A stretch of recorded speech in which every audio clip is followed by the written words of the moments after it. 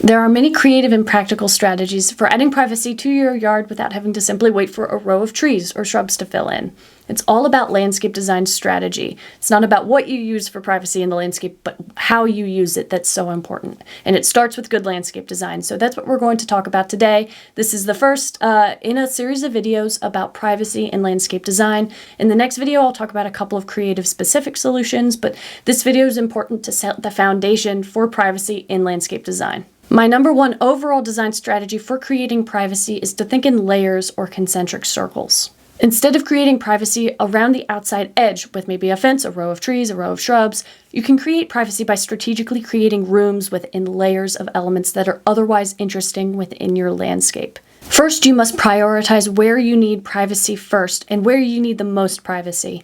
And I recommend drawing this out. Have a drawing of your yard and write down where do you need the most privacy. And think small with the high priority privacy. Where do you need it quickly? Where do you want to spend the most time in your landscape? Where do you want to be able to sit out in your pajamas without anyone else seeing you? This is often an outdoor seating area, a deck, a patio.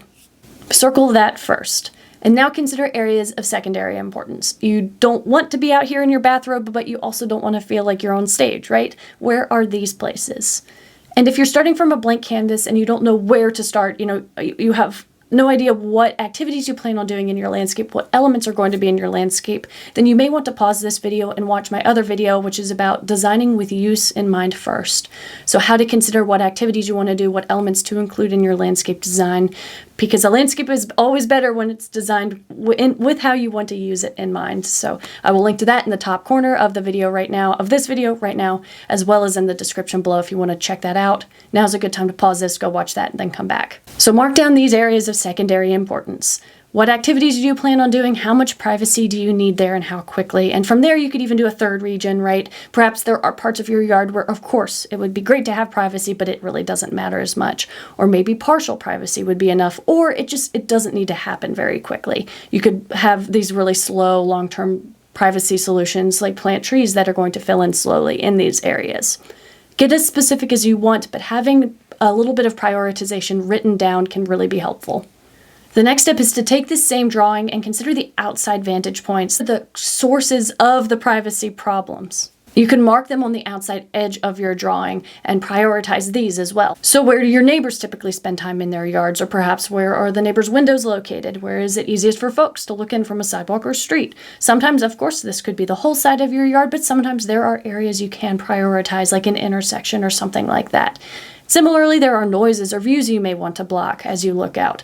Prioritize these on your drawing as you plan this out. Maybe the neighbors to the north keep staring at you out their kitchen window when they do dishes. They're not being weird. It's just you're always making eye contact. That could be priority number one right there. Now, with this information, we can consider how these vantage points could be blocked as efficiently as possible, starting with your highest priority areas. From there, you can layer in the elements you would otherwise enjoy having in your landscape, some privacy plantings, or perhaps some quick privacy solutions. And you could think of it like creating outdoor rooms, or perhaps concentric circles or layers of privacy as you draw in these solutions, keeping in mind where you want the most privacy and the causes of the biggest causes of the privacy problems.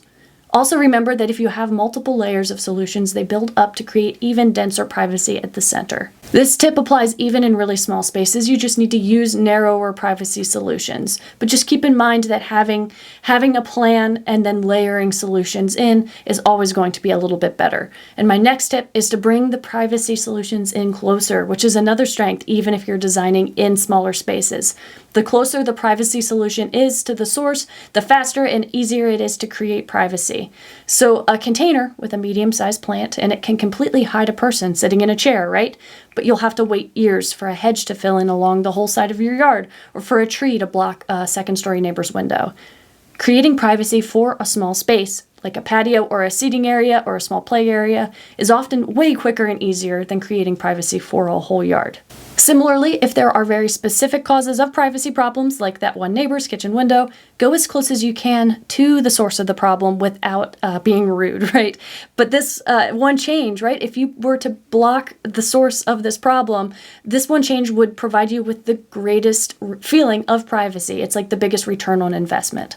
Additionally, as you plan, you should consider implementing a combination of both short-term and long-term privacy solutions. Create short-term privacy in some areas using things like panels, potted plants, fast-growing plantings, and in other areas, consider things that will take only a few years to fill in and then they'll provide privacy, right?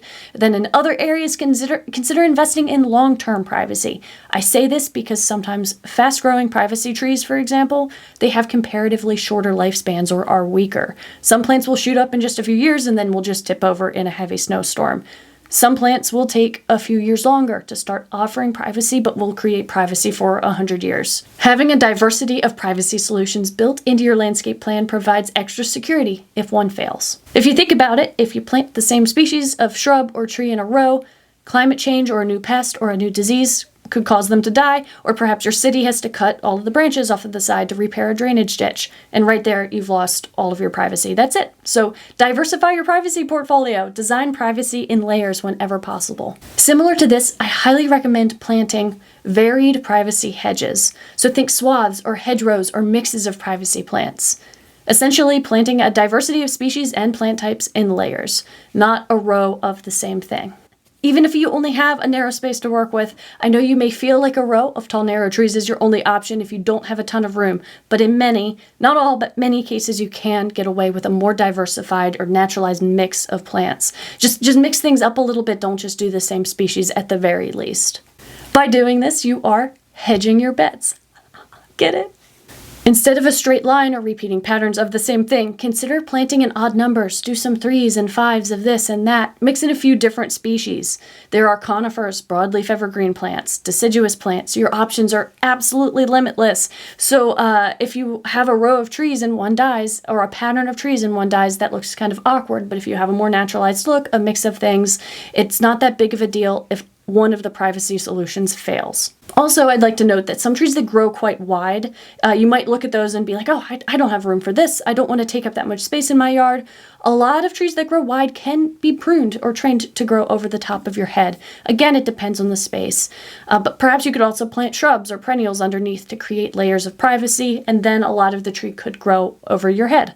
And if you're worried about neighbors not wanting branches growing over their fence, just bring that tree in a little bit closer. You get that much more of a privacy solution out of that tree the closer it is to you.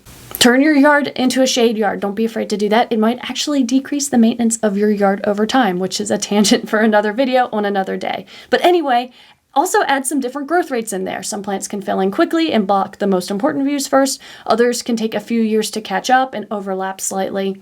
So let's say you lose one tall, skinny juniper, for example, in a snowstorm.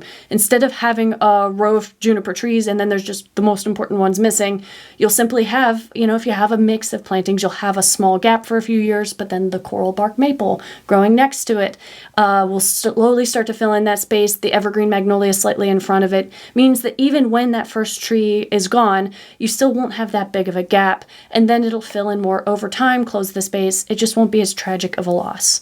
And wildlife will thank you, your plants will likely be healthier, diversity is good. Throw in some native plants or some food-producing plants too. Something boring and green and steadfast, and then something with hot pink blooms that make the bees go nuts, and then something with bright fall color.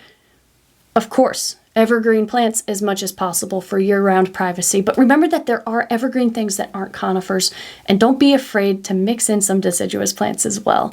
When planted in layers, even the bare winter branches of a deciduous tree can create quite a bit of privacy in the winter themselves. Now, I anticipate your next question is probably, what should I plant? And I created a free mini course called How to Choose the Perfect Plant, so you can answer this question yourself, because you could live anywhere in the world, and I could recommend plants, but the best plants in your area are probably different. So this mini course teaches you how to find plant possibilities through some really cool resources, then how to determine if a plant possibility will be a good fit for your yard. And to sign up, all you have to do is create a username and a password to keep track of your progress as you move through the course. I created it, it's free, just to help you choose the right plant for your landscape and make sure you're putting it in the right place. I hope that it helps.